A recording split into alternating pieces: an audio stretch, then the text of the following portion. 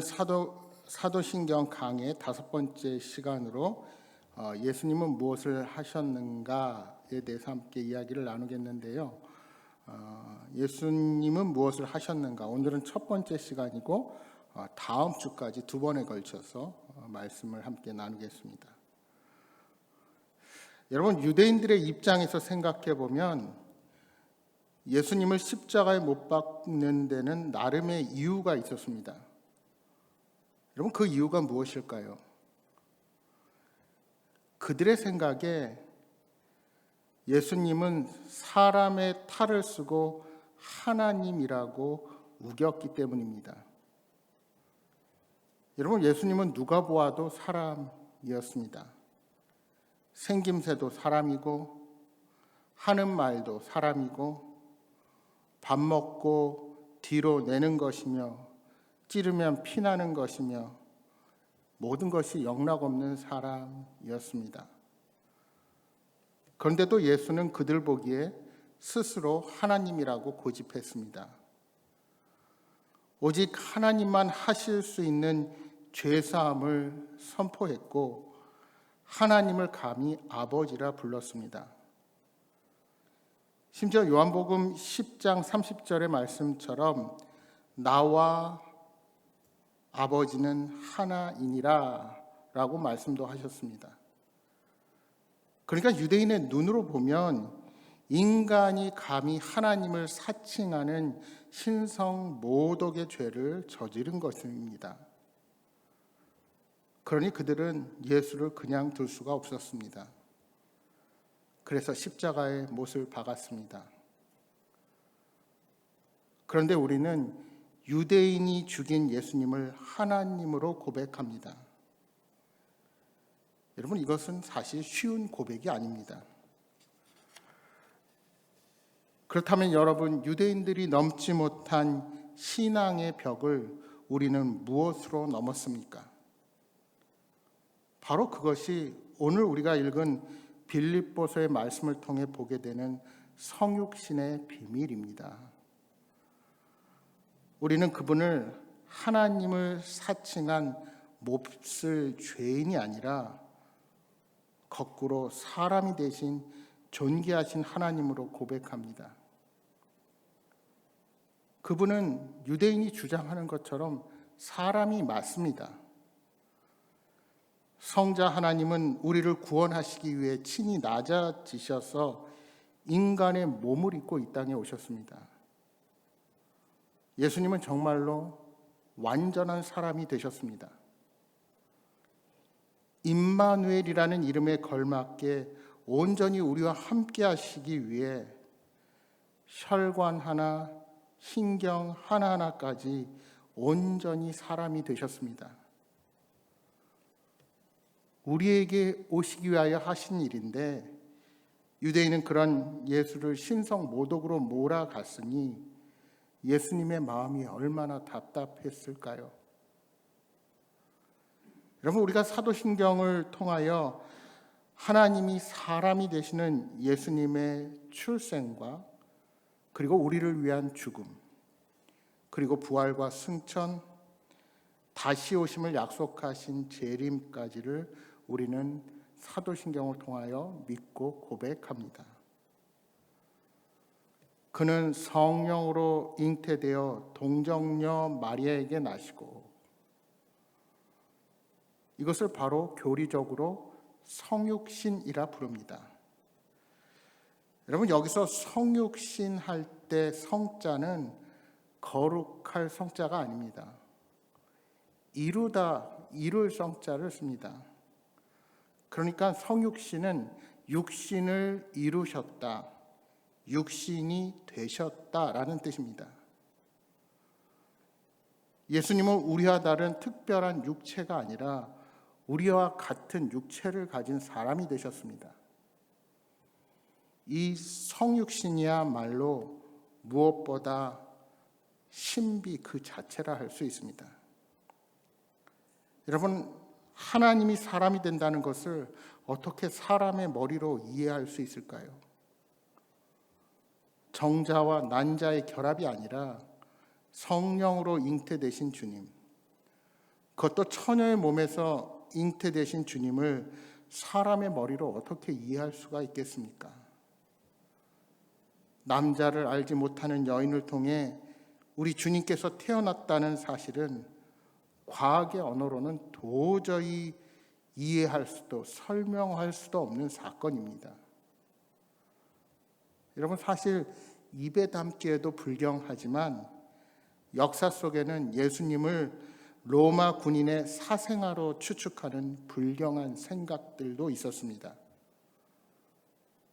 우리는 무례하게 생각이 되겠지만 세상 사람들이 그렇게 생각하는 것 자체가 이 신비를 감당할 믿음의 그릇이 그들에게는 없었기 때문입니다.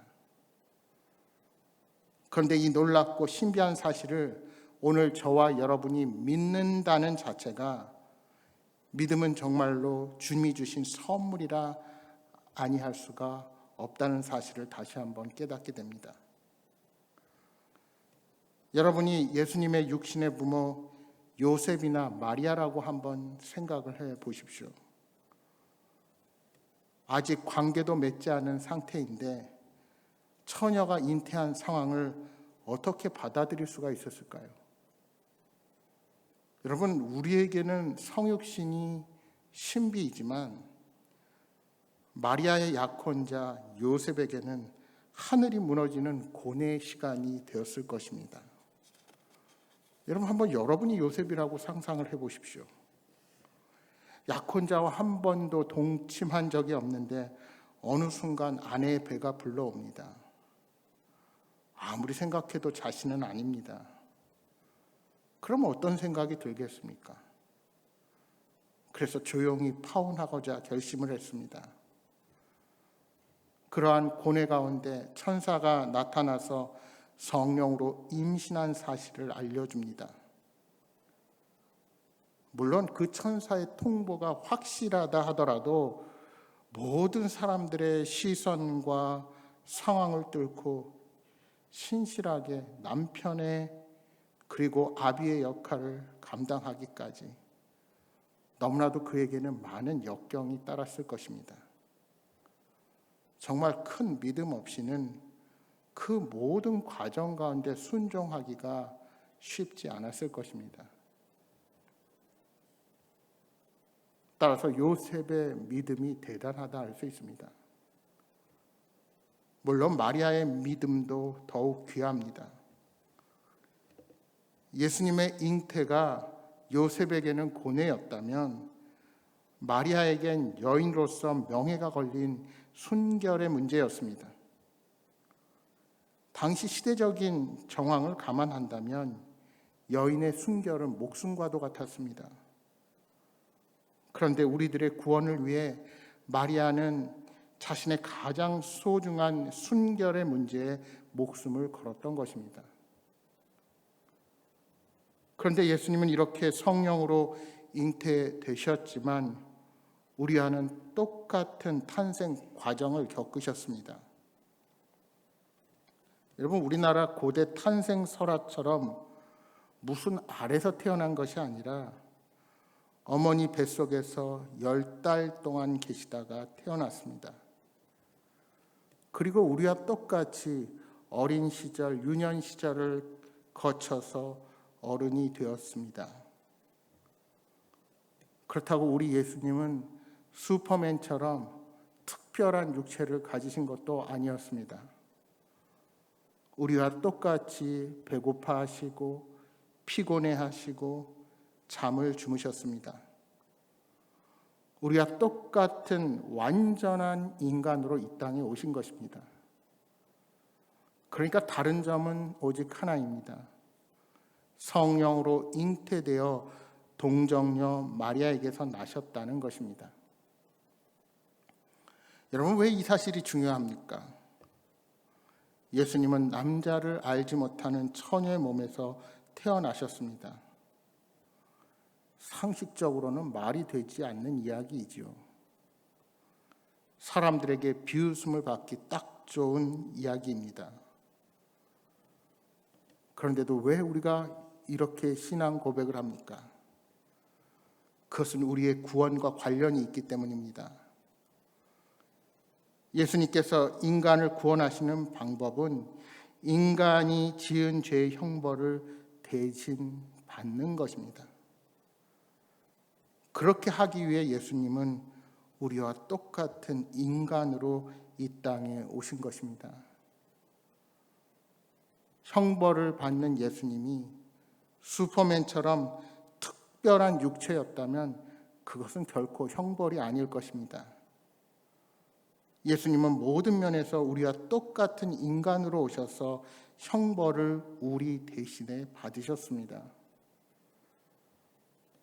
그런데 흠없는 제물이 대신 드려졌던 것처럼 죄 형벌을 대신하려면 죄가 없는 흠없는 사람이어야 합니다.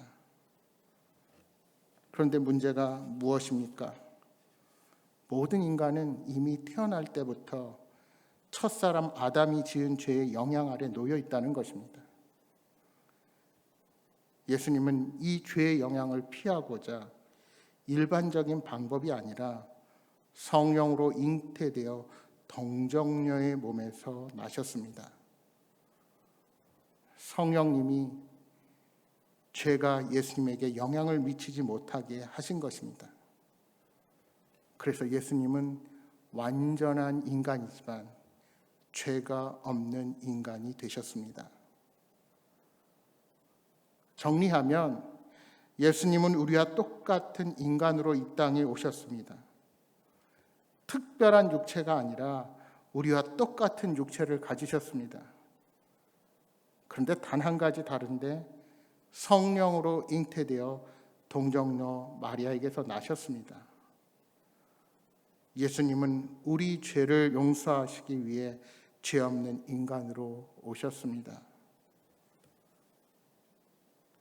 따라서 우리 주님의 이 땅에서의 생애를 한마디로 표현한다면 고난이라 할 수 있습니다. 예수님은 죽기 위해서 이 땅에 오신 것입니다. 그런데 여러분, 우리가 예수님이 고난받으셨다고 하면 보통 십자가에 달리시기 전에 재판받으시고 그렇게 채찍질 당하시고 십자가에 달리신 그 일련의 사건들만 떠올리기 쉽습니다. 하지만 예수님은 이 땅에 오시면서부터 태어나시면서부터 그 고난이 시작되었습니다. 우리 예수님은 창조주 하나님이십니다. 그런데 이 창조주가 피조물이 되었습니다. 여러분, 이 자체가 엄청난 고난입니다. 여러분, 인간은 특정한 시간에 특정한 한 장소에 있을 수밖에 없습니다. 저와 여러분은 시공간의 제약을 받는 존재이지요. 그러나 우리 하나님은 시공간의 제약에서 자유로우신 분이십니다. 어느 시간에나 존재하시고 어느 공간에나 동시에 존재하실 수 있습니다. 이런 하나님이 시공간의 제한을 받는 인간으로 오신 것입니다. 여러분, 죄를 지은 사람은 감옥에 가두게 되죠. 왜 가둡니까? 감옥에 갇혀서 공간의 제약을 받는 것 자체가 큰 형벌이 되기 때문입니다. 하나님이신 예수님이 인간으로 오신 것 자체가 스스로 시공간에 갇히신 사건이 되는 것입니다. 왜냐하면 그 안에서 인간으로서 본인이 가지고 있는 그 능력을 스스로 제한해야 하기 때문입니다. 그러므로 예수님은 이 땅에 오시는 순간부터 고난의 삶을 사셨습니다. 그리고 이 고난의 삶의 절정이 바로 십자가 사건이 된 것입니다. 본디오 빌라도에게 고난을 받아 십자가에 못 박혀 죽으시고, 사도신경은 예수님이 본디오 빌라도에게 고난을 받으셨다고 고백합니다. 여러분 아시는 것처럼 본디오 빌라도는 로마의 총독이었습니다. 로마의 황제가 예루살렘으로 파송한 그런 총독입니다. 당시 이스라엘은 로마의 지배를 받는 식민지였기에 유대 사람들이 마음대로 사람을 사형시킬 수 없었습니다. 그래서 예수님을 반대한 유대인들은 거짓 증인을 내세워 예수님을 모함했고, 예수님은 빌라도의 법정에서 사형 판결을 받으셨습니다. 세상 권력의 대표가 하나님의 아들에게 사형을 선고하는 어처구니 없는 일이 벌어지게 된 것입니다. 그리고 그 사형 방법이 바로 십자가형입니다. 여러분 아시는 것처럼 십자가형은 사형수를 십자가에 못 박아 매달려서 죽이는 처형 방법입니다. 여러분 십자가형이 무서운 것은 어떤 이유입니까? 이 처형이 실시된다고 바로 사람이 죽지 않는다는 것입니다. 손과 발에 못을 박아도 급소가 아니기에 생명이 바로 끊어지지 않습니다. 하지만 그렇게 매달아 놓으면 몸에 있는 피와 수분이 계속해서 빠져나가면서 서서히 죽게 됩니다. 따라서 인간이 경험할 수 있는 극한의 고통을 경험하면서 죽게 되는 것이 바로 십자가형입니다.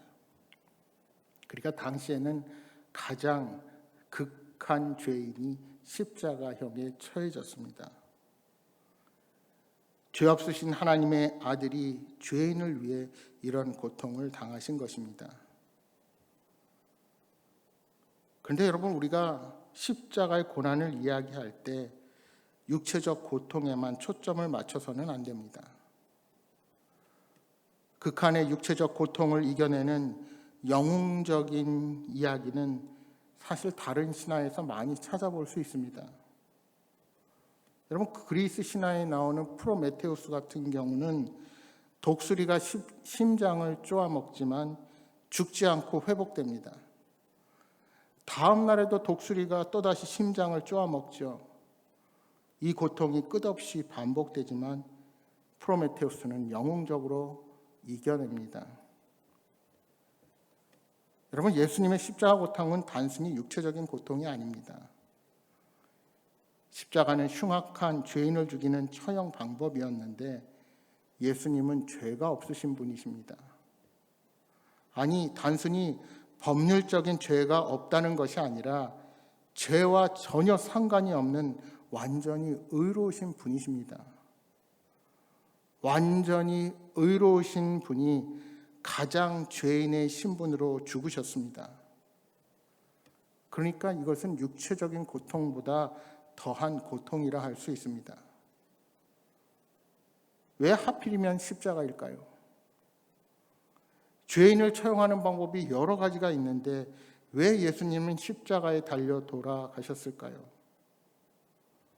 여러분 거기에는 십자가형이 가지고 있는 특별한 의미가 있습니다. 여러분 구약성경 신명기 21장 23절에 이런 말씀이 있습니다. 그 시체를 나무 위에 밤새도록 두지 말고 그날에 장사하여 내 하나님 여호와께서 내게 기업으로 주시는 땅을 더럽히지 말라.